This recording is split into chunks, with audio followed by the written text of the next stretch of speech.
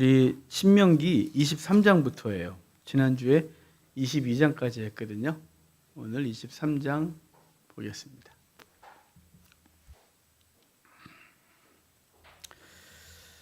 신명기 23장은요, 이제 그 총회에 들어오지 못할 자들, 또 총회를 그러니까 들어오지 못하게 한다는 건 총회를 거룩하게 유지시켜야 된다는 거죠. 부정이 들어오지 못하도록 하고 또 그 진영을 어떻게 거룩하게 하고 하는 이야기를 좀 해줄 거거든요. 자, 이제 1절 볼까요? 고환이 상한 자나 음경이 잘린 자는 여호와의 총회에 들어오지 못하리라. 그러니까 고환이 상한 자나 음경이 잘린 자는 들어오지 못해요. 그건 아마도 그들이 이제 그 성적으로 무슨 범죄가 아니죠. 이거는 그 후손이 후손을 낳을 수 없는 존재, 그러니까 대를 이을 수 없는 존재를 부정하게 보는 관점이라고 보여지는데요. 그러니까 유대 문화는 내시가 없겠죠. 우리나라만 그 남자 내시들이 그렇게 고환을 잘랐겠죠? 그러겠죠? 고환을 잘른 것 같거든요. 제가 알기로 성기도 잘랐나? 본 적이 없어서. 그러니까 그랬단 말이에요. 근데 우리나라만 있는 게 아니에요. 고대 때 페르시아도 당연히 그랬고요. 페르시아도 궁중에서 있는 내시들, 그러니까 그 사람들은 다 고환이 잘렸어요. 그러니까 남성의 역할을 못했어요. 그러니까 왕의 첩이나 부인들을 건들까 봐 그랬겠죠. 못하게 했어요. 또 우리가 아는 우리 사도행전에 이디오피아 내시 있죠. 그 사람은 고환이 잘린 자예요. 그 사람도 후천적 내시, 그 성불구자인 거죠. 그래서 내시예요. 근데 이스라엘 문화는 없어요. 왜 없냐면 이것 때문에 그래요. 그들이 왕궁에서 남자들이 들어올 때 다 고환이 잘린거나 성기가 잘리거나 그래서 그 후손을 이어갈 수 없는 존재가 되게 하거든요. 왜냐하면 궁중에 있는 여인들의 순결을 지키기 위해서겠죠. 근데 이스라엘은 없어요. 왜냐하면 그걸 부정하게 여기기 때문에 없다 이 말이에요. 그러니까 이방인들과 이스라엘은 전혀 다른 문화를 갖고 살아가고 있다 이렇게 볼 수 있죠. 자, 그 다음에 사생자는 여호와의 총회에 들어오지 못한다 그래요. 사생자는 고아잖아요. 고아는 왜 총회에 들어오지 못하냐? 근거가 불분명해서 그래요. 이 사람의 혈통이 어떻게든지 모르는 상태에서 없다는 거죠. 그러니까 우리 이 시대로 21세기 눈으로 보면 안 돼요, 여러분. 21세기 눈으로 고환이 상한 자, 성기가 잘린 자 부정하다. 그럼 천국 못 가냐? 여기 뭐 고아들은 어떻게 되냐? 그런 뜻이 아니에요. 총회에 들어오지 못한다는 건 혈통이 분명해야 됐어요. 왜냐하면 모계를 통하여 하나님의 나라가 그 복음이 계속 유전되어지는 걸 중요하게 여겼거든요. 이건 그림자예요, 그림자. 그림자가 불확실하면 안 되는 거죠. 그림자는 분명하고 그 실체가 예수 그리스도고 그리스도를 통해서 세워진 하나님의 나라가 실체거든요. 그런데 여기는 구약은 계속 그림자예요. 이 그림자를 실체처럼 여기면 안 돼요. 여기 구약의 얘기를 21세기의 눈으로 보고 해석하고 이걸 비판하고 뭐 성차별적이다 무슨 뭐 그 차별의 문화가 있다 이런 얘기를 하면 안 되는 거예요. 이건 그림자예요. 그림자. 그래서 이 사생자는 총회에 들어오지 못하고 10대 1위까지 여호와의 총회에 들어오지 못하리라. 그 다음에 암몬 사람, 모압 사람은 3대. 영원히 못 들어, 죄송해요. 3대래. 나중에 이제 들어올 수 있는 사람은 7절과 8절에 나와요. 그러니까 여기 전체 못 들어오는 사람은 고환이 상한 자, 음경이 잘린 자, 그리고 사생자, 그리고 암몬 사람, 모압 사람. 영원히 못 들어와요. 근데 암몬 사람과 모압 사람은 왜 못 들어오냐? 혈통도 혈통이지만 그들의 혈통은 일단 혈통 자체가 안 좋죠. 왜냐하면 롯의 두 딸이 아버지 술 먹이고 하룻밤씩 잠자리하고 큰 딸이 낳은 게 모압, 둘째 딸이 낳은 게 암몬이거든요. 그러니까 그들은 시작부터가 근친으로 시작이 돼요. 그 민족이. 그래서 그렇지만 그것 때문에 총회에 못 들어온다는 게 아니에요. 여기 본문에 보면 자 4절 봐요. 왜 얘네는 총회에 영원히 못 들어오냐? 그들은 너희가 애굽에서 나올 때 떡과 물로 너희를 길에서 영접하지 아니하고 메소보다미아의 부돌 사람 부올의 아들 발람에게 뇌물을 주어 너희를 저주하게 하려 했다. 그죠? 지금 얘네가 영원히 못 들어온다는 건 이스라엘 백성을 저주하려고 한 것 때문에 그들은 영원히 못 들어와 라고 말한 거예요. 혈통도 문제겠지만 혈통보다는 이것이에요. 이것. 그래서 내 하나님 여호와께서 너를 사랑하심으로 내 하나님 여호와께서 발람의 말을 듣지 아니하시고 내 하나님 여호와께서 그 저주를 변해 복이 되게 하셨다. 내 평생에 그들의 평안함과 형통함을 영원히 구하지 마라. 그래요. 영원히 구하지도 말래요. 그러니까 모압과 암몬은 영원히 저주받은 족속으로 버린 거죠. 그런데 여러분, 이 영원히 저주받은 족속에서 누가 나와요? 룻이요. 룻. 그 롯의 후손에서 룻이 나오는 거예요. 난 맨날 저는요 롯하고 룻하고 종종 헷갈리거든요. 가끔 하다 보면 롯이 어쩌 룻이에요. 막 이러고 롯하고 룻하고. 자, 아브라함의 조카 롯. 그의 후손이 룻. 그래서 룻이 유대 땅으로 오고 유대에서 보아스와 만나 결혼하면서 그 후손이 오벳, 이세, 다윗을 낳았더라. 그래 되잖아요. 너무 놀랍죠. 메시아의 조상 중에 영원히 저주받고 축복기도 하지 복도 빌지 말라고 했던 그 저주받은 족속에게서 한 여인이 들어와서 그리스도를 낳거든요. 이게 얼마나 놀라운지 몰라요. 그럼 예수님의 족보는 은혜 족보예요. 사실은 마태복음에 원래 유대인들은 족보에 여자를 안 넣죠. 여자가 감히 족보에 들어올 수 없어요. 감히 어디 여자가 막 이렇게 못 들어와요. 그런데 거기 여자들이 몇 들어오죠. 그래서 우리 마태복음 봅시다. 갑자기 자,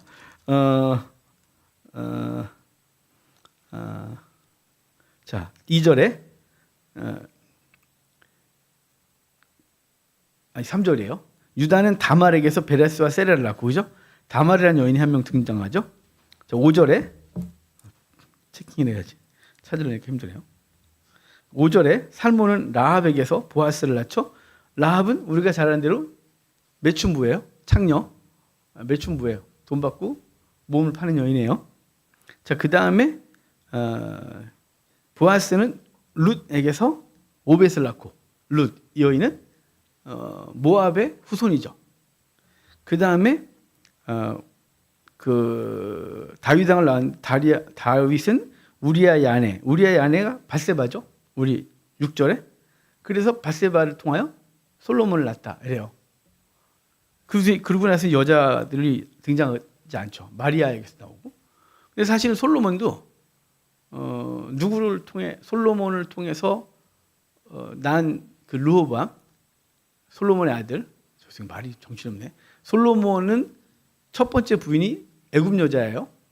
애굽 공주가 공주하고 잠자를 하고 낳은 자녀들이거든요. 그리고 이제 르호보암도 이제 그 르호보암이 나오고 계속해서 혈통이 이어가지만 사실은 누구에게서 누굴 낳고를 안 써서 그렇지 이스라엘의 왕 계보를 보면 정통 유대 이스라엘 사람이 아니라 이방 여인과 결혼을 하고 자식을 낳고 그러거든요. 그러니까 사실은 예수님의 족보를 쭉 기록할 때 유대인들은 그 정통 유대인들은 말하고 싶지 않은 얘기들을 마태는 기록을 해요. 근데 그건 되게 불편한 거죠. 유대인 입장에서는. 그런데 인정할 수밖에 없는. 부정할 수도 없고. 그래서 그를 통해서 그리스도가 난 거잖아요. 이게 은혜예요, 은혜. 왜냐하면 하나님께서 메시아를 보내는데 거기 가나안 여자 다말, 그리고 기생 라합, 그리고 모압 여인 룻, 그리고 다윗이 불륜을 통해서 가정을 또 만들죠. 그 중에 넷째, 첫째가 죽고 바세바 사이에서 넷이 더 나와요. 그 막내가 솔로몬이에요. 그 솔로몬을 통하여 그리스도가 나오고, 이건 되게 은혜죠. 그리스도의 족보가 이렇게 된다는 거. 어느 신의 경전도 이런 건 없어요. 근데 성경은 있는 그대로를 기록하죠. 왜 이런 걸 기록했을까요? 또 왜 그렇게 해서 그리스도의 계보를 이어갈까요? 그냥 순결하게 이어가면 안 될까요? 훨씬 더 경건해 보이잖아요. 그런데 하나님은 바로 그런 존재들을 통하여 하나님의 나라를 세워요. 그러니까 그리스도가 신랑이죠. 저와 여러분이 신부예요. 교회가 신부거든요. 신부가 온전해야 되겠죠, 원래는. 근데 온전하지 않다는 게 늘 문제예요. 저와 여러분을 통해서 거룩한 나라가 이어져야 되잖아요. 근데 저와 여러분이 신부된 우리들이 이게 불결해요. 이게 순결하지 않다는 게 늘 문제죠. 지난 한 주간 순결하셨습니까? 우리는 기도할 때 회개를 안 할 방법이 없어요. 사실은 이제 대표 기도를 가르치고 할 때 개인적인 뭐 이런 느낌의 회개를 하지 마라 이렇게 하긴 하거든요. 근데 기도하는 입장에서는 안 하기가 찝찝해요. 안 할래니 자기가 죄인인데 이걸 안 하는 건 좀 불편하죠. 하게 돼요. 이거는 시켜서 하지 말라고 말이 엉켜있지? 바보같이 말을 하죠. 하지 말라고 시켜도 하게 돼요. 왜냐하면 우리 본성이 우리가 죄인임을 성령을 통해서 알게 하세요. 고백 안 할 수가 없는 거예요. 자, 그러니까 그리스도가 신랑이고 우리는 신부인데요. 신부가 부정해요. 그래서 부정하니까 거룩한 백성이 나올 방법은 없죠. 그럼에도 불구하고 신랑 대신 예수 그리스도가 신부인 우리를 속죄하고 거룩하게 하여 우리를 통하여 하나님 나라를 세워가고 있다는 건 은혜죠. 이 땅에 지상의 교회가 온전한 교회가 없습니다. 그러니까 우리는 종종 이 교회 저 교회 막 비난하거든요. 잘못한 건 비난받아야죠. 책망하고 아닌 건 아닌 거라고 말해줘야겠지만 사실은 비난하는 우리들이 섬기고 있는 우리 교회도 어느 교회도 온전하지가 않습니다. 그러니까 강팍하게 비난하면 안 돼요. 그러니까 강팍해지면 안 되고 있는 그대로 이것은 잘못된 거야 라고 말할 수는 있어야 되겠죠. 그래야 분별력이 생기니까요. 그럼에도 불구하고 나는 거룩한데 니는 잘못했어 라는 느낌의 비판은 하지 말으란 말이에요. 왜냐면 그렇게 비판하시는 분이 섬기는 교회가 온전하냐? 전혀 아니에요. 전혀 아니에요. 저도 한국 교회를 비판하고 그러지만 우리가 연약한 걸 인정할 수밖에 없어요. 우리 교회도 그렇지만 일단 교회를 저와 우리 사역자들한테 맡겨주셨는데 그럼 저를 비롯해서 우리 사역자들이 온전하냐? 여러분, 온전한 분이 담임 목사 하십시오. 그리고 우리는 담임 목사라는 호칭이 없어요. 담임이 있어요. 우리 각각 역할을 감당하는 것 뿐이에요. 그래서 종종 한인교회 담임 목사가 누구예요? 그렇게 물으면 저가 개척을 했으니까 저가 나올 수밖에 없지만 그래서 대표 목사라고 해야 되나? 아주 되게 애매해요. 왜냐하면 전 담임 목사란 말을 안 쓰겠다고 계속 생각을 하고 있지만 교계에서 얘기를 할 때 한인교회 담임 목사 누구야? 이렇게 말하면 저를 하실래요? 언제든지. 그러니까 우리는 이게 하나님이 이끄시는 교회로서 우리 역할을 최선을 다해서 하는 이런 마음으로 가는 거죠. 근데 하여간 중요한 거 뭐냐면 우리 사역자들도 온전하지는 않은데 우리 성도들한테 온전함을 요구하는 것 자체가 무리죠. 우린 다 부족해요. 불완전하고요. 그러니까 여기 예수님의 족보에 여인들이 바르지 않은 여인들, 느낌이 이방 여인 그리고 불결한 여인들이 들어와서 그리스도의 계보를 이어간다는 건 우리에게도 시사하는 바가 크죠. 예수 그리스도가 신부고 신랑이고 우리가 신부인데 하나님은 부족하고 불완전한 우리를 통해 하나님의 나라를 오늘도 세워가고 있다는 이 놀라운 은혜는 감사한 거예요. 그래서 이제 우리는 계속 이어가야 되겠죠. 우리 유대 결혼 문화도 그랬잖아요. 신랑이 신부 데리러 와서 첫날밤을 지낼 때 신부의 불결이 드러나면 그 신부의 불결 때문에 집에 가버릴 수 있어요. 그러면 그 신부와 신부의 아버지는 끌려 나와서 돌 맞아 죽고 그 집은 끝나는 거예요. 그런데 예수님 신랑이 어떻게 한다고요? 그 신부의 허물을 가리기 위하여 자기 옆구리를 칼로 찢고 피를 이불에 묻혀서 사람들한테 보여줘요. 지금 이 안에 있는 비밀은 나만 아는 거예요. 신부와 신랑만. 그리고 바깥에 있는 사람들은 뭐만 보냐면 피만 봐요. 그래서 그들은 내 신부의 허물을 알 수가 없어요. 그리고 그 신부를 통해 나중에는 가정을 이어가는 거죠. 마치 예수 그리스도의 보혈이 우리의 허물을 싹 감춘 거나 다름이 없어요. 그래서 하나님께 뭘 보여주냐면 이불을 보여주는 거죠. 보소서 내 피가 내 신부의 모든 죄를 가렸습니다. 내 신부는 온전합니다. 허물이 없습니다. 라고 해서 재판장이신 아버지께 보여주고 그걸로 끝나는 거예요. 그래서 피가 중요한 거예요. 예수 그리스도의 피로 우리의 죄를 가리고 씻고 해결한 거죠. 그래서 오늘 우리 오전에도 볼 때 우리는 이미 누룩 없는 자다라고 해놓고 왜냐하면 어린 양 대신 예수 그리스도가 희생되셨기 때문이다 라는 걸 봤잖아요. 그러니까 우리는 우리 개인으로 온전하지 않지만 예수 그리스도를 통해 온전해진 거죠. 예수 그리스도가 우리를 통해 하나님 나라를 부정한 우리를 통해 계속 유지하고 있고 이어가고 있다는 사실 때문에 감사하고 그래서 우리가 손가락질하면서 저교는 저래라고 말하는 건 위험하다. 완전한 이단은 비판 받아야죠. 그리고 그건 명확하게 구분해야 돼요. 하지만 우리 주변에 있는 교회들이 부족한 게 많죠. 특별히 산 위에 있는 교회들은 잘 드러나요. 우리 한인교회 사람들이 잘 몰라요. 그래서 우리 교회에 부족한 걸 뭐 이렇게 비난받을 게 없죠. 우리는 왜냐면 사람들이 모르는데 뭐 우리끼리인데 뭐 그렇지 않겠어요? 우리 몇 명이나 한다고. 그런데 뭐 여기 온누리 교회, 사랑의 교회, 무슨 교회 쭉 있잖아요. 거기는 요만한 거 하나 다 드러나고 비난을 받죠. 그거는 높은 데 있는 교회가 받아야 될 당연한 비난이라고 생각해요. 그걸 감당해내고 가겠죠. 하지만 그 비난에 대해서 그들은 잘 생각하고 수정해 나가시면 좋은 거죠. 근데 고집을 부리는 게 문제지만 어찌됐거나 온전한 교회는 없다. 온전한 신분은 없다. 이게 우리가 갖고 있는 거고 그 주님께서 우리를 통해 그래도 하나님 나라를 이어간다 이거죠. 자, 9절 8절 볼까요? 7절 8절 죄송해요. 너는 에돔 사람을 미워하지 마라. 그는 내 형제래요. 에돔은 미워하지 말아요. 사실 에돔은 미운 짓을 했죠. 여러분 에돔이 사실은 얼마나 그랬냐면 에돔은 야곱의 형 에서잖아요. 에서가 한 말을 기억하십니까?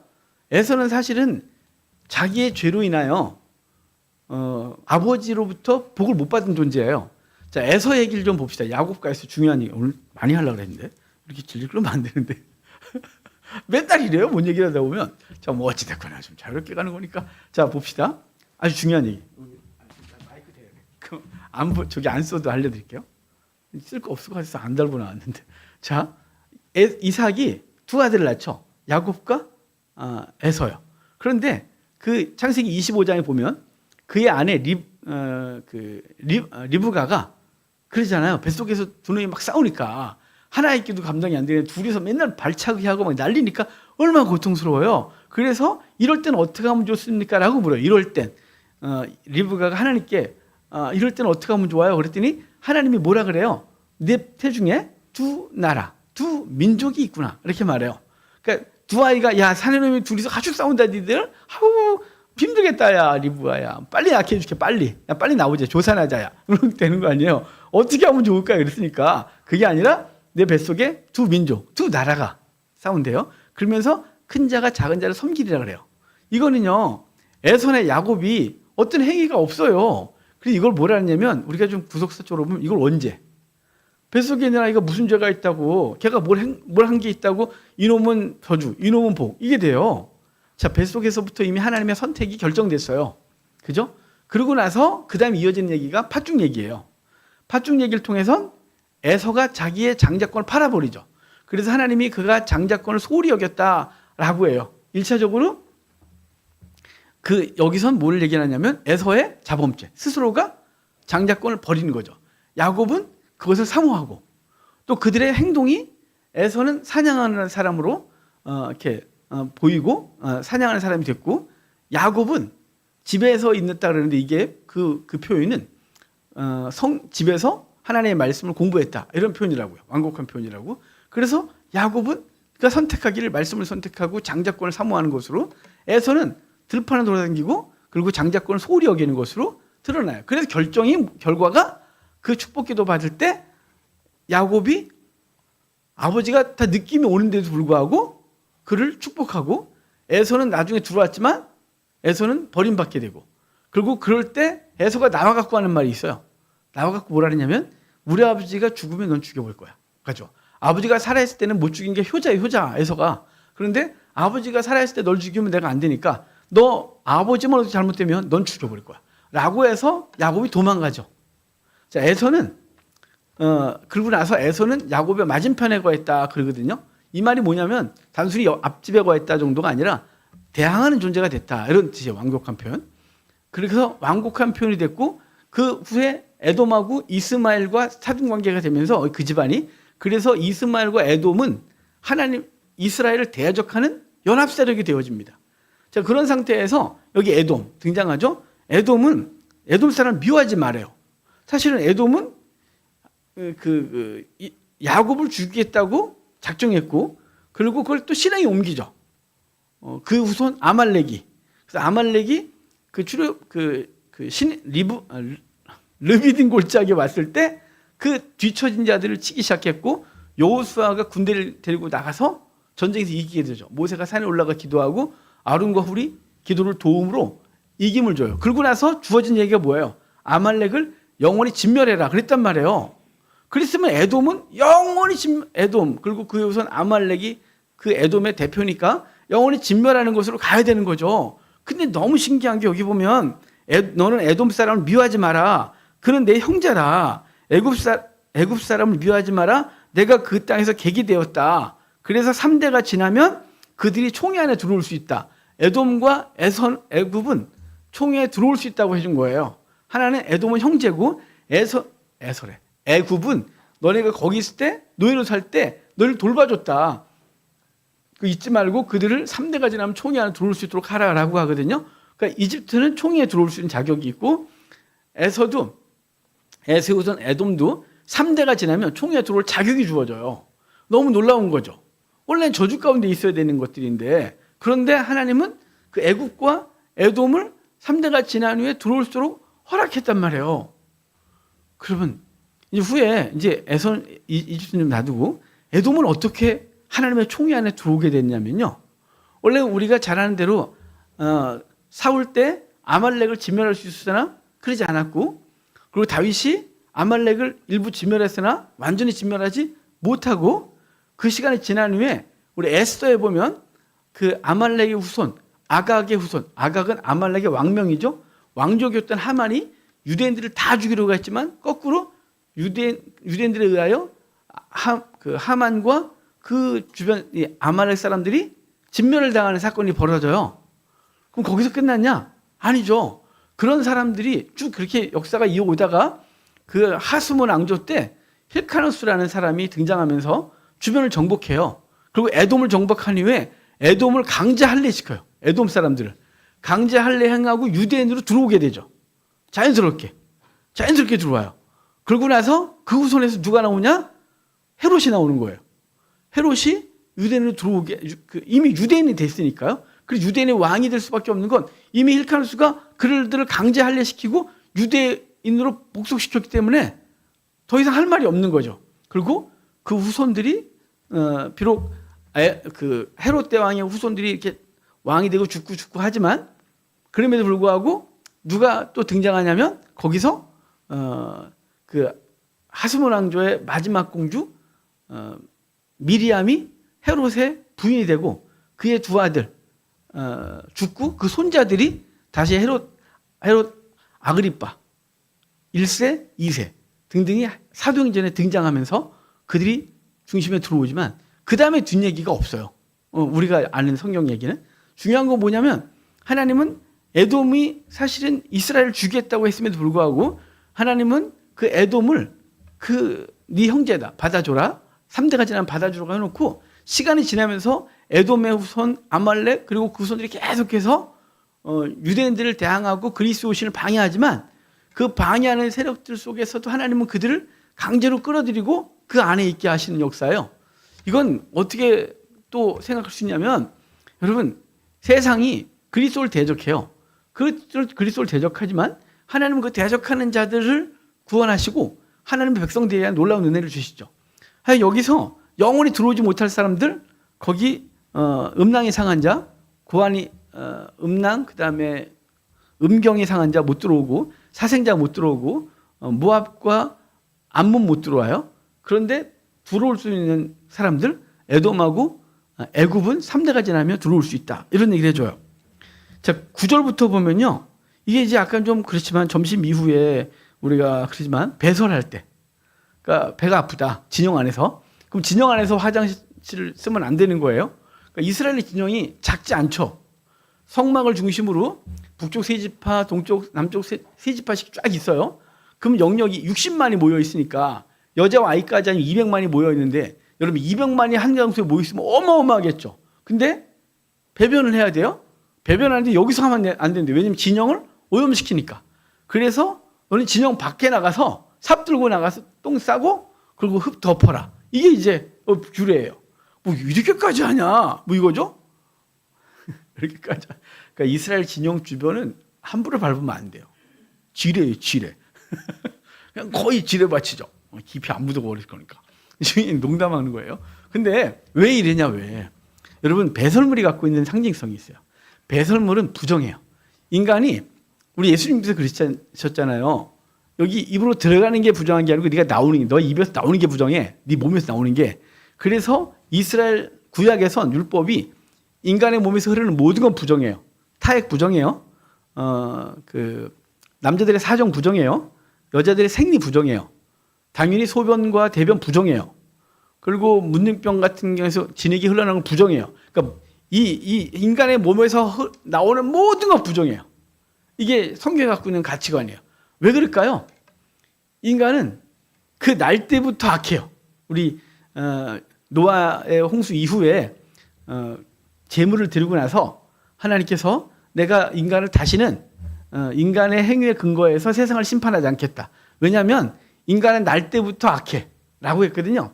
그러니까 인간은 날 때부터 악하고 악한 존재로부터 나오는 모든 것을 부정한 거죠. 그러니까 배설물 아주 부정한 거예요. 더럽고. 그래서 진영을 더럽히지 말라고 할 때 이 배설물이 진영을 더럽히는 거죠. 그런데 여기 말고 우리 이제 레위기에 가면 레위기 13, 14, 15가 13장, 14장은 문둥병 규례고 15장은 유출병 규례거든요. 근데 그들이 그런 질병에 걸리면 진 바깥에 격리시키죠. 왜냐하면 그들이 진을 더럽히기 때문에 그래요. 또한 우리 이제 앞에서 봤었는데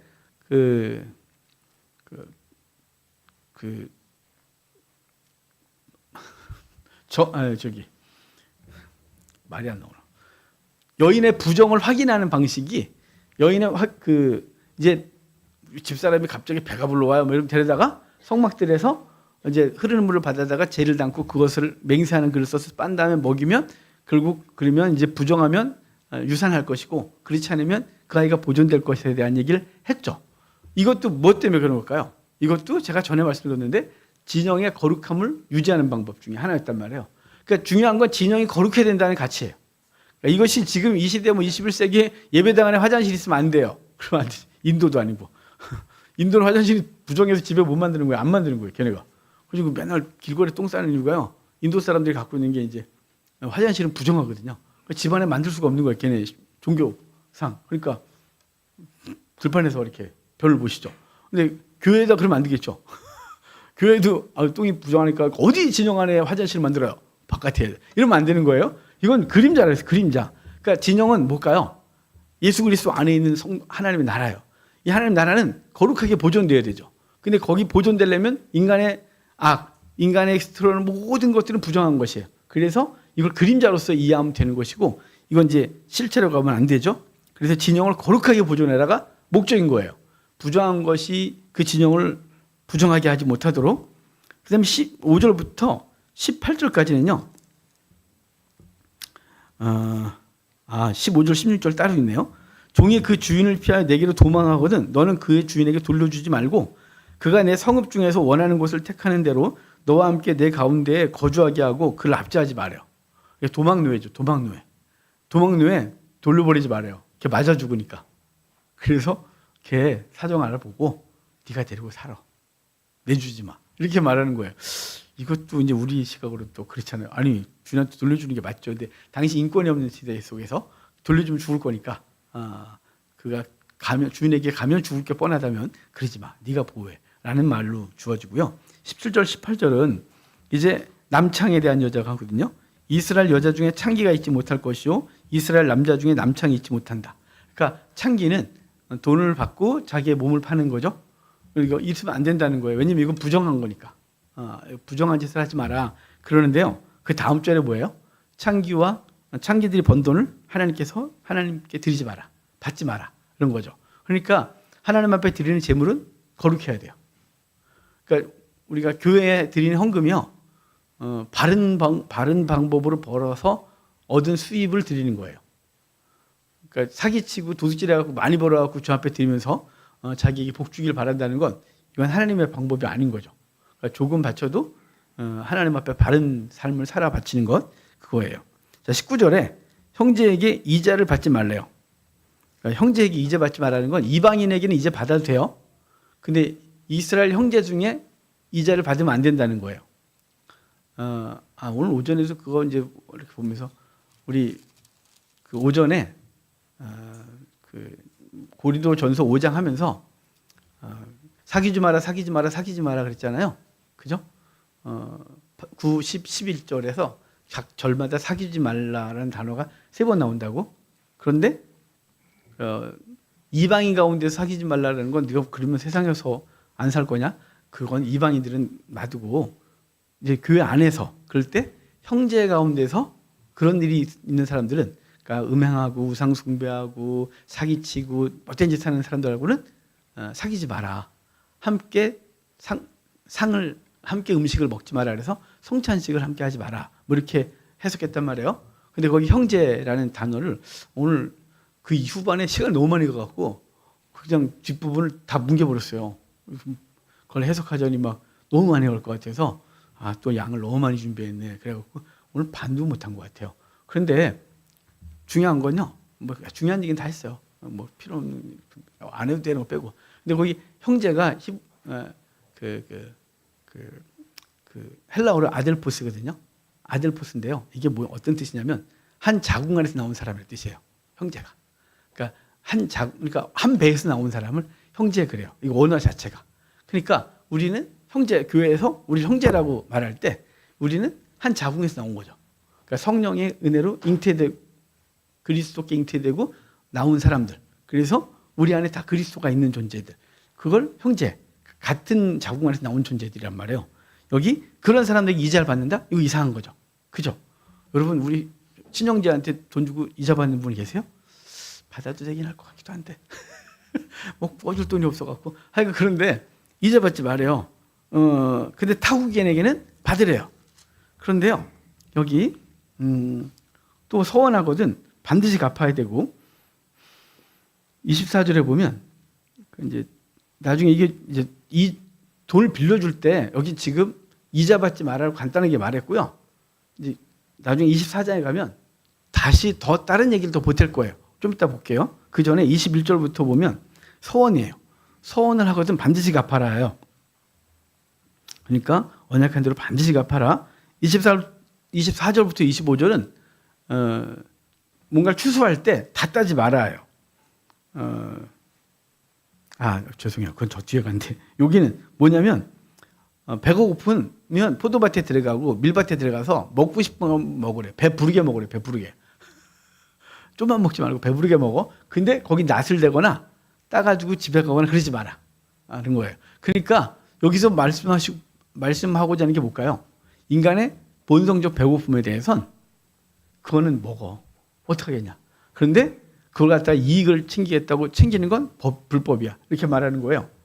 요즘 그게 작년 사건인가 꽤 오래된 사건 같은데 요새 재판이 벌어지나 봐요. 어떤 그 협력업사 직원이 와갖고 그 사무실에 와서 초코파이 하나 먹은 것 때문에 구속이 되고 막 그랬다가 난리 나서 지금 뭐 하는 그런 게 있어요. 뭐 초코파이 하나 때문에 구속이 되거나 그런 거 좀 너무하지 않아요? 원래 평소에 먹었던 거래요. 그냥 협력사 직원들이 와서 뚜껑 열어서 간식에서 먹고 음료수 마시고 다 그랬다 그러더라고요. 근데 뭐 밑보였는지 그 사람은 이제 절도죄로 고발을 당하고 그랬대요. 자세한 건 모르겠어요. 뭐 그거 잠깐 예전에 읽었던 기사가 생각이 나는데 요새 다시 그게 타이틀이 보이길래 이 재판에 대해서 요새 뭔 얘기가 있나 보다 생각하거든요. 여러분 그러니까 우리 집에서 누군가가 배고픈데 와갖고 밥을 한 그릇 먹고 가는 건 도둑질이 아니다 이 말이에요.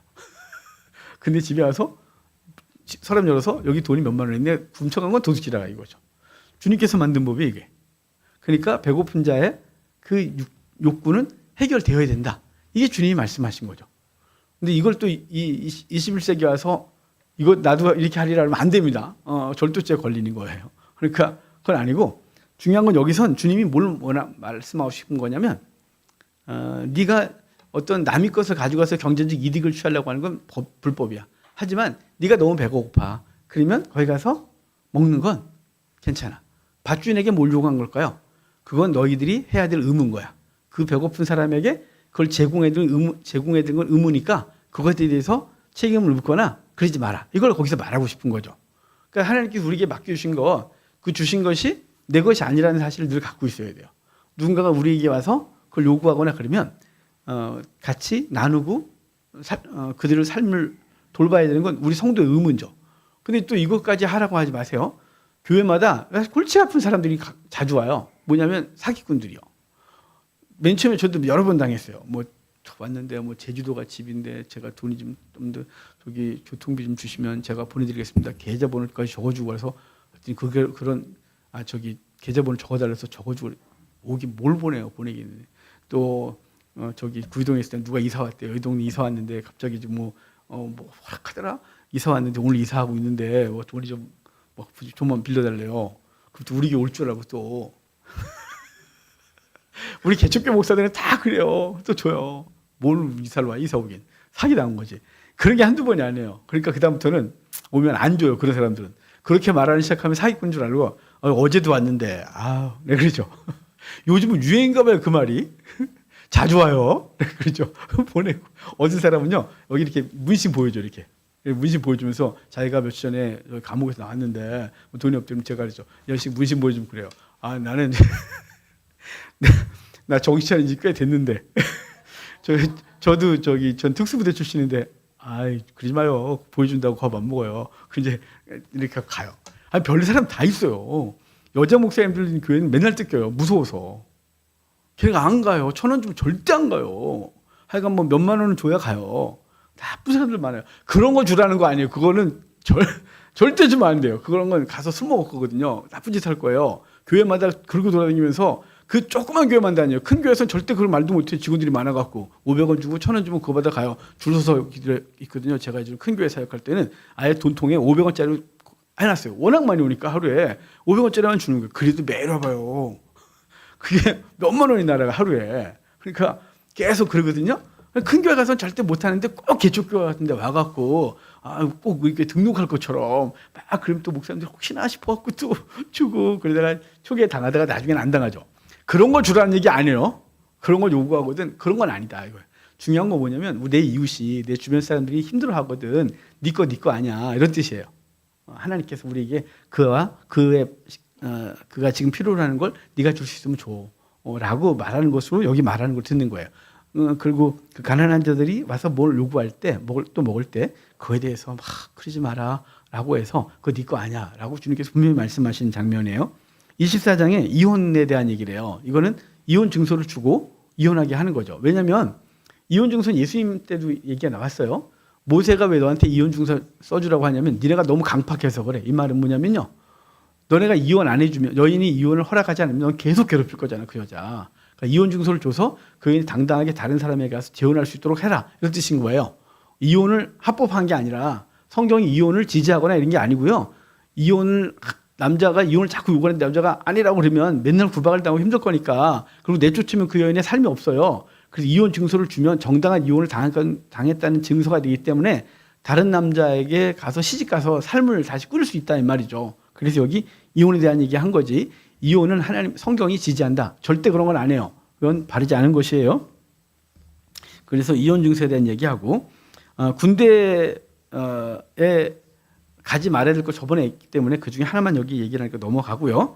6절에 돈을 빌려줄 때 전당 짜지 말아야 될 게 두 가지가 있어요. 하나는 맷돌 입장 그리고 여기는 안 나왔는데 겉옷이에요. 겉옷을 잡으면 안 돼요. 왜 이 두 개는 근데 만약에 잡기라도 했어요. 오전에 그러면 해가 지기 전에 이거 돌려줘야 돼요. 이 두 개는 반드시. 왜냐하면 맷돌 입장은 우리가 둥그런 맷돌 말하는 거 아니에요. 이거 말이고 이런 맷돌은 가정에 없었어요. 이거 우리나라 맷돌 이거는. 그들은 연자 맷돌이라든가 큰 거 곡물을 빻거나 이럴 때는 그냥 동네에 공동으로 쓰는 그런 데 가서 연자 맷돌 돌려서 빤 거고 가정집마다 있던 맷돌은 이런 게 아니고요. 갈돌이에요. 갈돌. 우리나라 맷돌 생각하면 안 돼요. 그런 것들은 집에 있는 집들은 거의 없어요. 대부분은 아래에 요만한 돌, 손바닥보다 큰 돌이 있고 위에는 손에 싹 들어가는 걸 해서 이제 여기다 보자기를 피고 보리를 오늘 저녁에 보리를 먹을 거다는 보리 통보리를 갖다가 갈았어요. 이렇게 갈아서 채로 받쳐서 그거 해 먹었거든요. 매 끼니마다 했어요. 우리처럼 밀가루 한 포대 그런 거 없어요. 그러니까 통곡물을 갖다 매 끼마다 그걸 갈아서 음식을 해야 됐어요. 근데 자 지금 맷돌 윗짝이 없다 칩시다. 맷돌 윗짝이 없으면 저녁을 먹어야 되는데 통곡물 씹어 먹어야 되는 거예요. 삶아 먹는 게 문화가 없잖아요. 우리 뭐 삶아 먹지 뭐 까짓거만. 그런데 그게 아니고 걔네는 떡을 구워 먹어야 되는데 이걸 대체 어떻게 떡을 구워 먹어요? 이게 맷돌 윗짝이 있어야 돼요. 맷돌 윗짝을 전당 잡기도 하거든요. 근데 맷돌 윗짝이 뭐 특별한 게 있나 싶기도 한데 아무 돌멩이나 하면 되는 거 아니야 싶기도 한데요. 여러분 근데 우리나라 맷돌 생각하면 그 현무암으로 하잖아요. 현무암으로 구멍 그래야 이제 뭐가 되니까.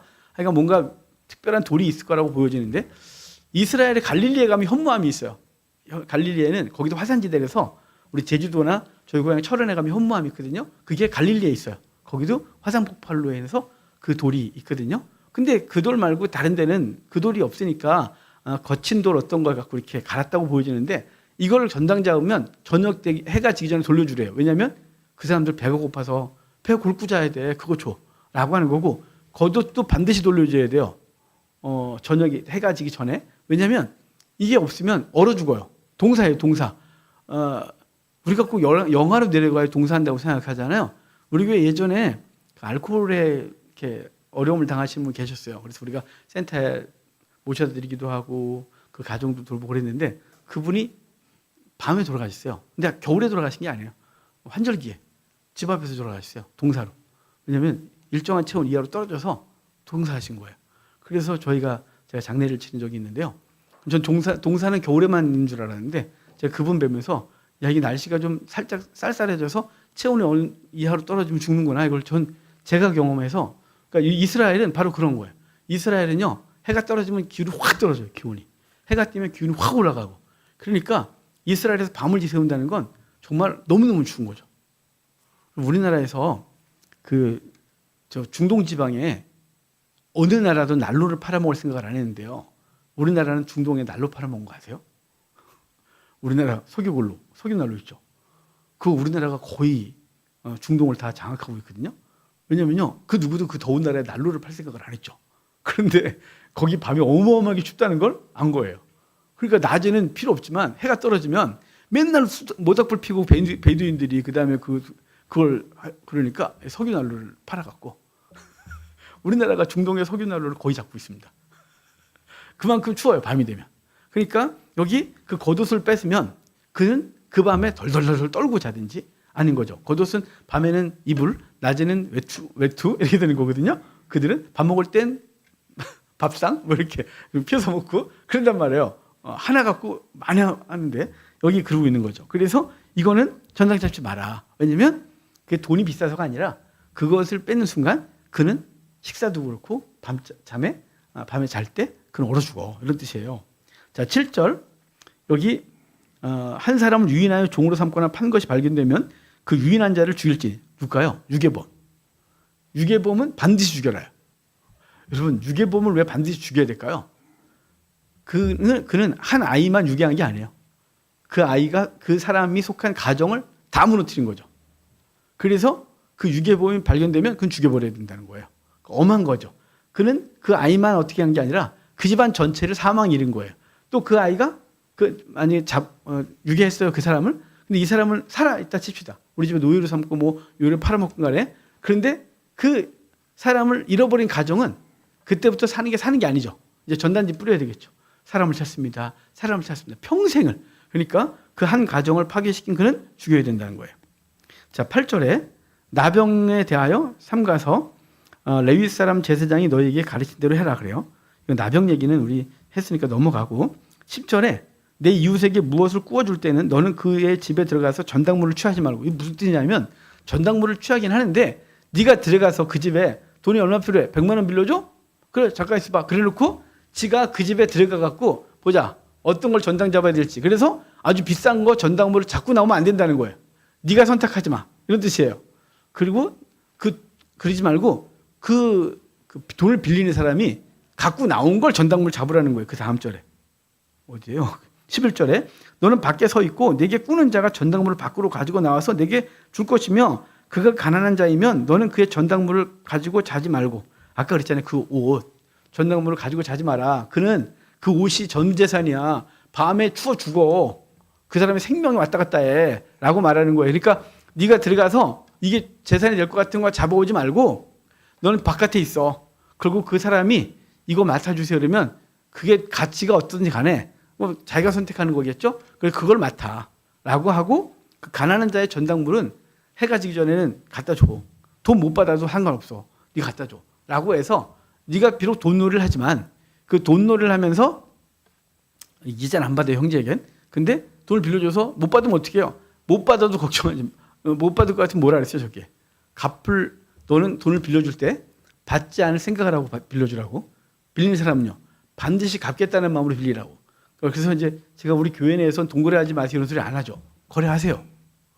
아니, 어려운데 어디 가서 돈을 빌려요? 형제가 빌려줘야지. 그죠? 안 빌려줘요? 형제가 빌려줘야죠. 다들 분위기가 이상하네. 빌려줘야죠. 빌려줘야죠. 내가 할 수 있으면 빌려줘야 돼요. 그런데 준비는 뭐냐면 안 받을 각오하고 줘야 돼요. 그러니까 내가 감당할 수 있는 만큼의 돈을 빌려줘야죠. 이거 지금 무리가 되긴 하지만 이거 없어도 난 살아. 이 정도의 선에서 빌려주라는 거예요. 빌리는 사람은요. 반드시 갚겠다는 마음으로 빌려주라는 거예요. 그러면 못 갚아도 문제가 없죠. 왜냐하면 이미 나는 그래 이거 없어도 난 살아 라고 하는 마음으로 줬단 말이에요. 비록 그 돈 모으려고 몇 년을 끙끙거렸어도 그래 네가 지금 당장 힘들다는데 이거 써 라고 준 거고, 갚는 사람은요 반드시 갚겠다는 마음으로 하면 이게 얼마나 아름답게 돼요.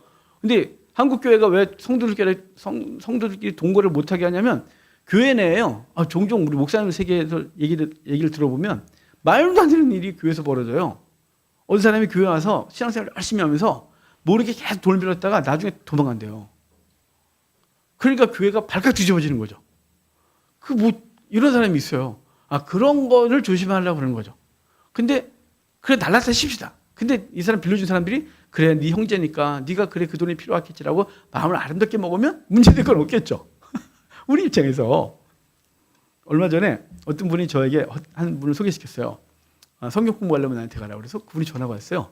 지금 어디 대학원 다닌다고 그래서 그러냐? 언제 세미나 아니에요? 그래서 요즘은 없고 이제 다음에 할 거다. 그랬더니 한 반년 정도 지났는데 소개시킨 목사님 전화 왔어요 저한테. 목사님 그 사람 어떻게 목사님한테 개인적인 무슨 얘기를 했냐요.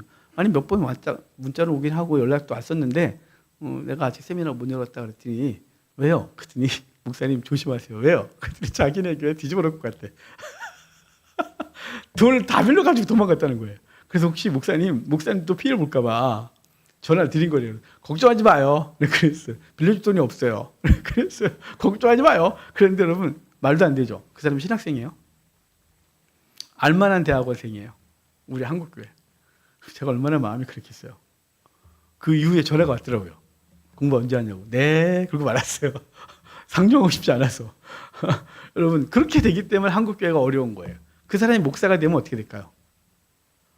유명한 대학원의 대학원생이에요. 현재. 지금. 손가락 안에 꼽히는 대학원에. 여러분 그 사람이 목사가 되면요. 성도들 다 뜯어먹겠죠. 정말 걱정이에요. 그렇게 되면 안 된다 이 말이에요. 근데 우리는 형제가 어려울 때 빌려주는데 받지 않을 각오하고 못 받을 각오하고 빌린 사람은요 반드시 갚을 각오하고. 근데 여기 가난한 자에 대해서 해가 지기 전에 그걸 돌려줘야 되고 전당 잡은 거 네 마음대로 하지 말아요. 자 13절 후반에 봐요.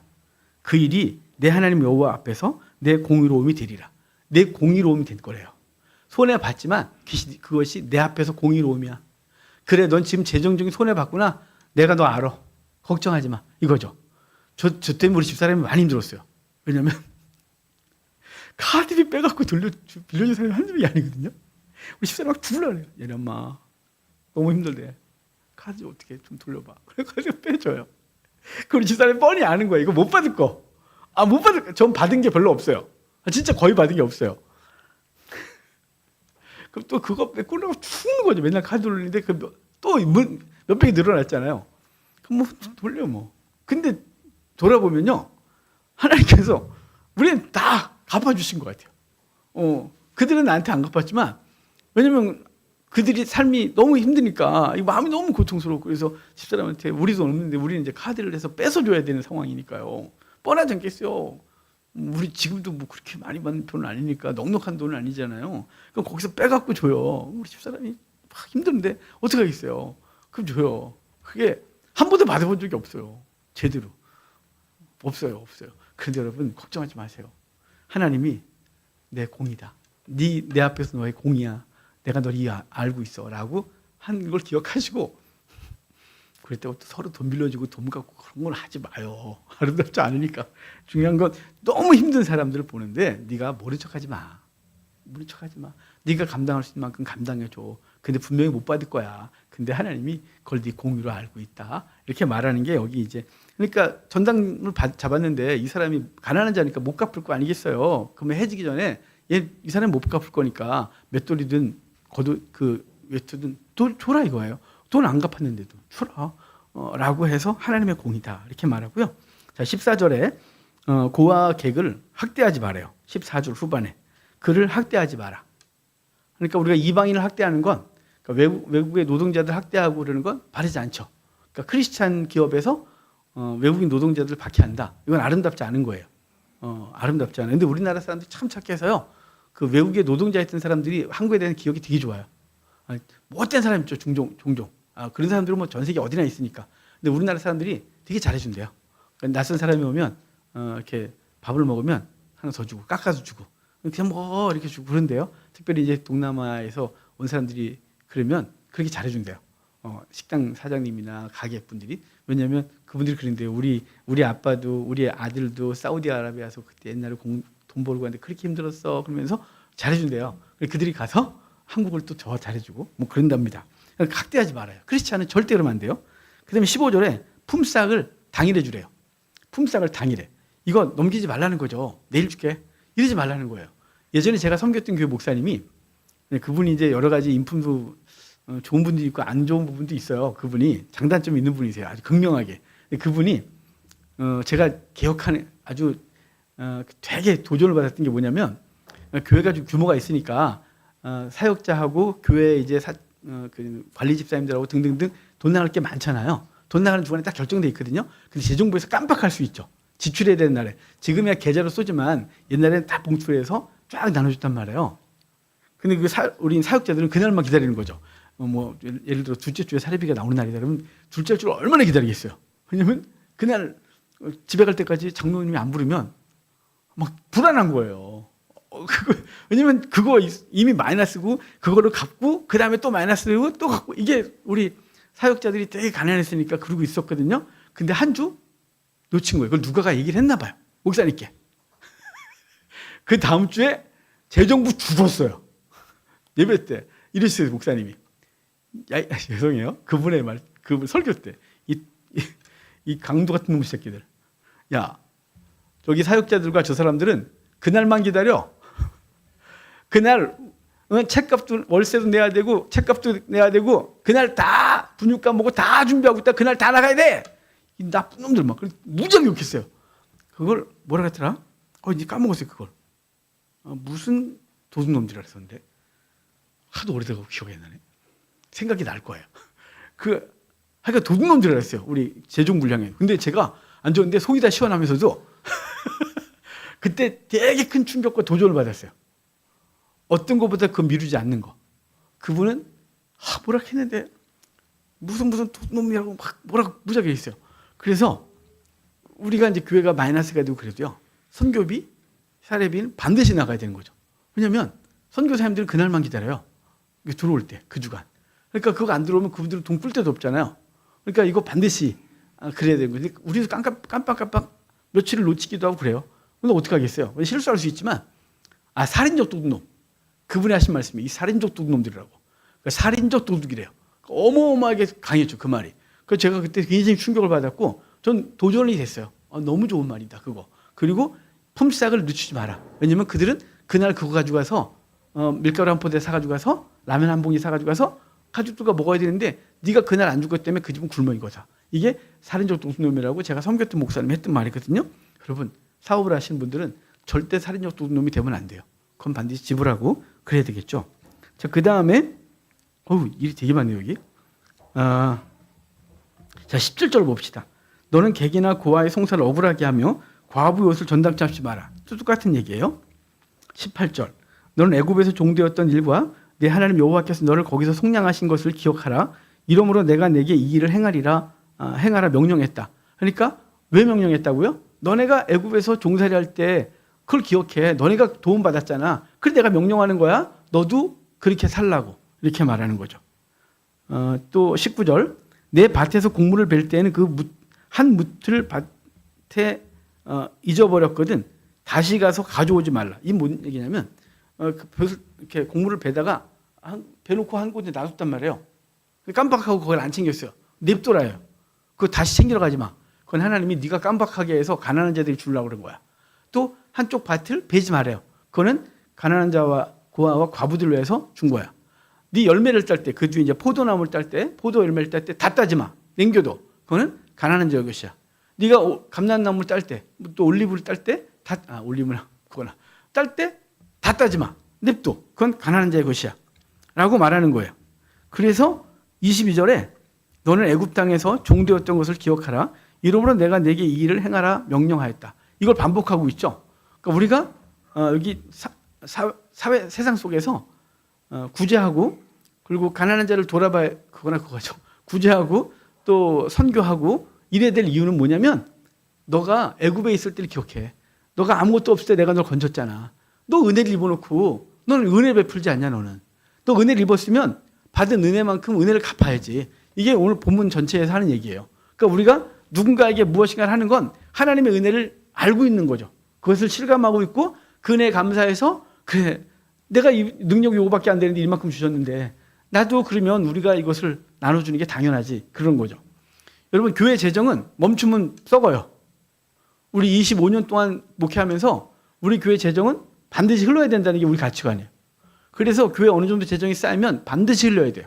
그리고 계속 오래 많이 쌓아두지 않도록 어느 정도 이렇게 좀 쌓여지겠죠? 근데 이게 계속해서 매월 얼마씩 계속 늘어나고 올해 만약에 재정이 한 10% 늘었다. 그러면 내년엔 그 10%를 어떻게 쓸까 고민하고 재정부와 교회가 결정해서 흘려보내야 되는 거예요.